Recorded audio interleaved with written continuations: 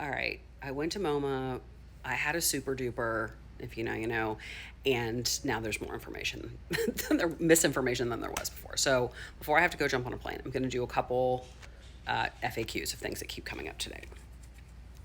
One, how come there needs to be a joint stipulation for Lively to withdraw her claims? Can't she just withdraw her claims? And this is a very good question because, yes, technically, she can just withdraw her claims whenever she wants to. But the reason why the Wayfarer people prepared a stipulation to file with the court that she is doing so is because they want a record of her actually signing the paper and filing it with the court that says that they're being withdrawn. In cases where it's really contentious and sometimes the parties don't trust each other and sometimes even the lawyers don't trust each other, they are basically saying, yeah, you say you're going to withdraw them, but we want to actually see a signature on a piece of paper saying that you're withdrawing it before we stop asking for these medical records. So yes, she can do it on her own, but the reason they were trying to do it together is so that would sort of push her to do it sooner rather than later, and there would be a record of it that they could never backtrack on later. So it's more procedural, strategic than it is legally required. Two, this is probably the most important, especially now that Lively's lawyers are putting out statements saying they're still going to pursue emotional damages, and that's just confusing everybody. So let me try to make this as clear as I possibly can.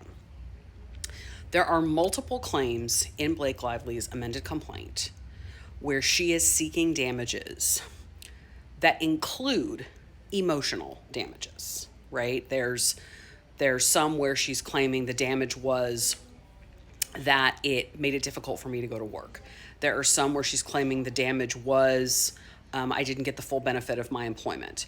There are some where the damage is this was made it emotionally difficult for me, but it also really hurt my business, my Blake Brown business, right? That's a lot of the retaliation stuff. So there's emotional damages attached to and claimed as part of more than just these two claims we're talking about today.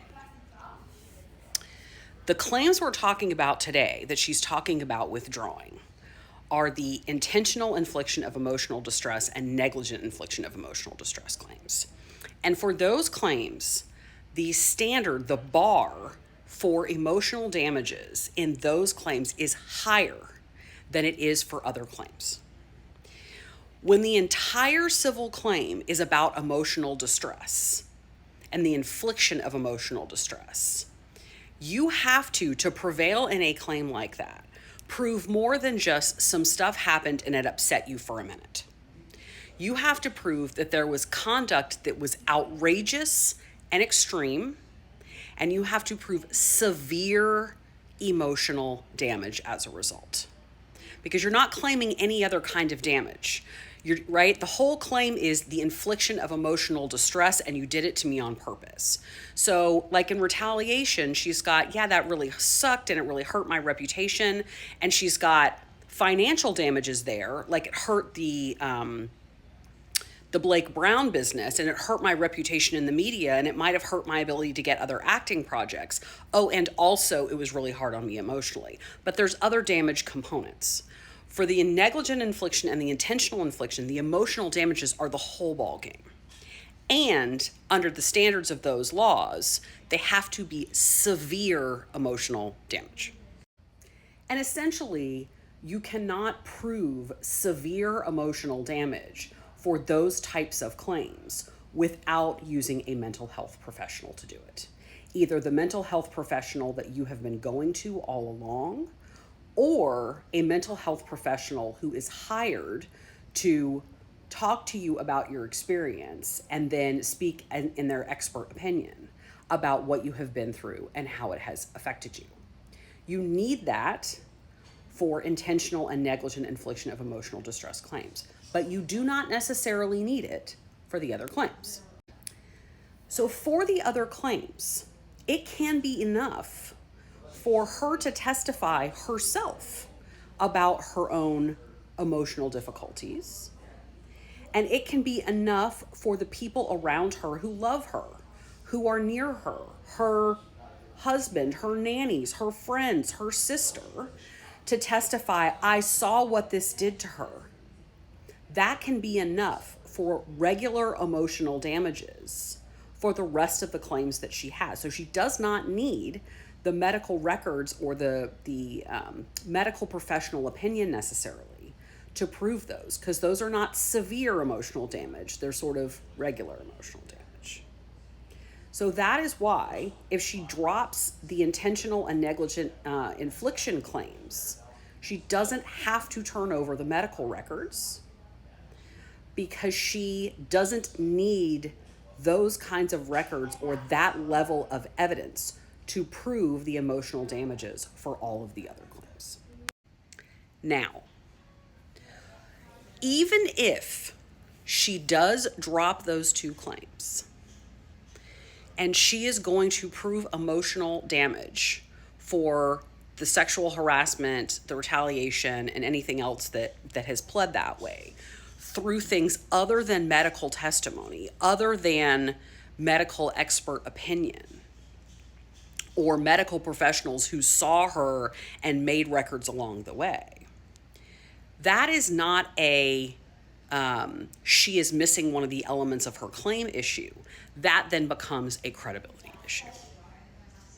So the best way that I can say it is, for intentional infliction and negligent infliction, the one she's talking about withdrawing, if she does not have proof of severe emotional damage to the point that she had to seek professional help, those claims could potentially be subject to being thrown out of the case on a summary judgment motion, because she is missing an element of the claim.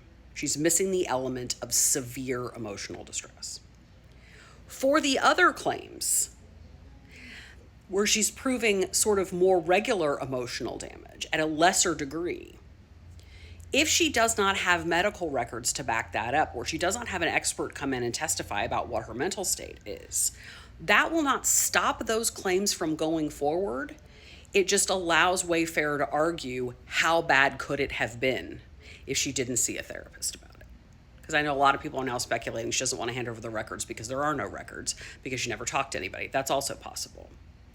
So for the regular emotional damage component claims, everything except these two, that just becomes an issue of, you're not going to have the proof beyond your own words and the words of a whole bunch of people who know you and love you and might not be willing to go up there and say things that you don't want them to say. So it causes a credibility issue for her not to have those records to back up the things that she's saying. But the claims can still go forward.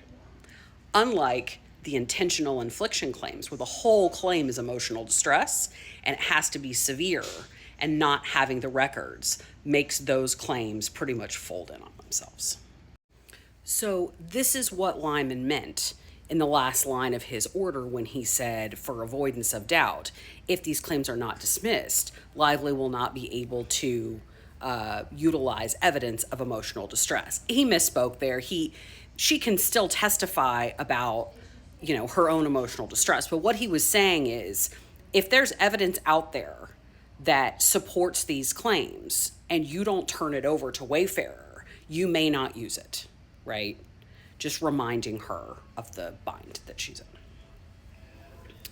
I know it's complicated, and I know that's hard for media, and I know that's particularly hard for entertainment media to understand. But maybe this should be my consulting business. Pay me $500 an hour and I'll explain the fucking law to you so you can write an article that's actually accurate for once. Lord. So yes, she can absolutely continue to try to prove emotional damage in her other claims, and she will. But now that she's not going to have a third-party neutral person do it, it's just going to be her word. And as I think we all feel like, that's a much harder road to hoe for her.